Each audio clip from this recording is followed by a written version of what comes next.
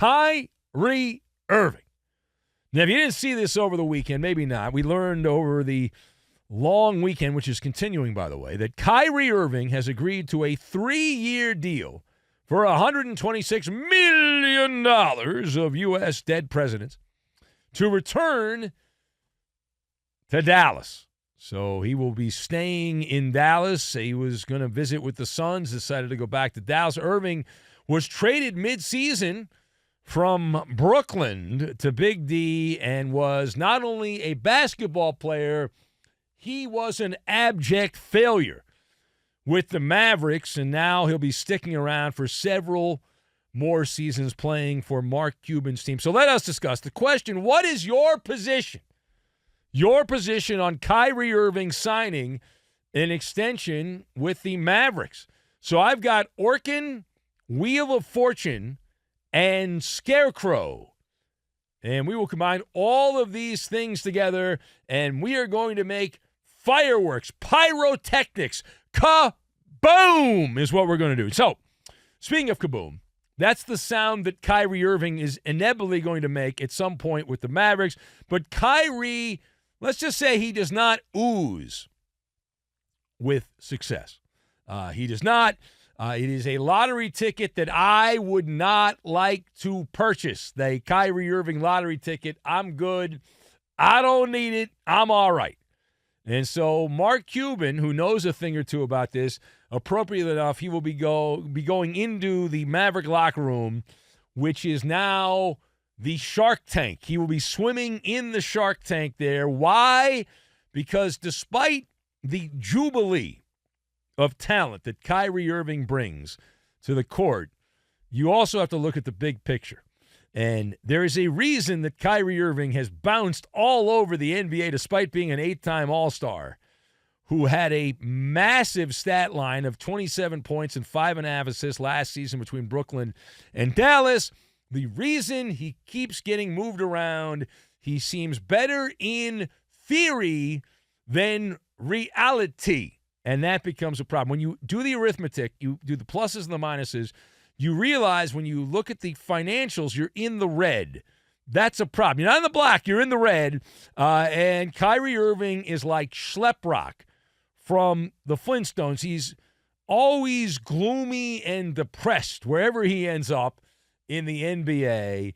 And that's just, he's stuck in that mindset there, and he's never happy. It's been that way going on almost 10 years. He was in Cleveland, but he was upset because LeBron James got all the attention. So he wanted out of there. So forced his way out the Cavaliers. The Cadavers traded him to the Celtics. So he went to Boston. He then said he wanted to stay in Boston, told the season ticket holders of the Celtics, I'd like to stay here. They then saw Kyrie skedaddle to his then chosen land in Brooklyn, only to wear out his welcome with Kevin Durant. You see a pattern here. Then he goes to Dallas. But now in Dallas, even though that team fizzled, the Mavericks did not qualify for the play-in tournament. They couldn't even make the play-in tournament. And Kyrie Irving was part of a team that was tanking at the end of the year. They got dinged by the NBA for tanking. That's called the Kyrie effect. So he shows up there. That goes bad. So Mark Cuban, here's the analysis. Mark Cuban needs to hire the Orkin man to help exterminate the negative vibes in the Maverick locker room, which are surely to pop up because Kyrie is leading the way. You've signed up for termites to attack the foundation of your franchise. Does that make sense? I thought Mark Cuban was a smart guy. Seems like a dumbass bringing Kyrie Irving back, but he's so talented. It's also bad news for Luka Doncic. And when you look at this from an objective point of view, outside the bubble in Dallas, when they formed a collaborative, Luka and Kyrie, last year you could see the joy get sucked out of Mudville. There was no joy in Mudville for Luka. He has always been a guy that's been smiling. Of course, you can smile. You never play defense like Luka. You can always smile. But even that vanished with Dallas when Kyrie came over. He was in the doldrums. downtrodden Kyrie Irving there, and that attitude rubbed off, it would appear, on Doncic. Lethargic, bewildered when Irving showed up. And it's impossible to pull for a team that has Kyrie as a headliner. Cannot do it. Cannot do it. Nope, not going to happen. So unless you're at the end of the flat earth, or maybe you're out there promoting some kind of anti-Semitic vehicle, Kyrie doesn't really move the needle in these parts. Now, furthermore, speaking of NBA transactions that have happened here recently, we saw that Russell Westbrook, Russell with muscle, is sticking around. He sorted out his NBA future. Big headline here, former MVP Russell Westbrook has agreed to a 2-year contract to stay with the people's team, the Clippers. Now, that's not the story. Don't bury the lead, my man. All right, we're not going to bury the lead. So the story on this one is that Russ is taking the biggest haircut in NBA history. Russell Westbrook will have the largest pay cut ever recorded in the history of that business. He's going to make, I hope you're sitting down, he's going to make less, I guess a little more, in the area of $4 million. So the number about $4 million next season. He made $47 million last season. So from $47 million to $4 million, that's my computer-like brain tells me that is a loss of $43 million in salary year to year for Russ. So let's discuss the biggest pay cut in NBA history. You're going to go thumbs up or thumbs down? Do you feel badly for Russell Westbrook having to take such an extreme salary reduction to play for the Clippers? And I'm going to go thumbs down on this. I do not feel badly for Westbrook. I do not. And Westbrook, he wanted to stay with the people's team. As I understand it, the contract the Clippers offered was the most they could offer. The NBA has curtailed excessive spending. So this is all the Clippers could offer Westbrook. He wanted to stay. Nobody put a machete to his neck or a gun to his head and said, you have to sign the contract. He chose to do it on his own. He wanted to stay. And Westbrook, clearly tired of switching teams. He's played for more teams than anybody. He's the greatest vagabond in NBA history for a good player, a perceived good player.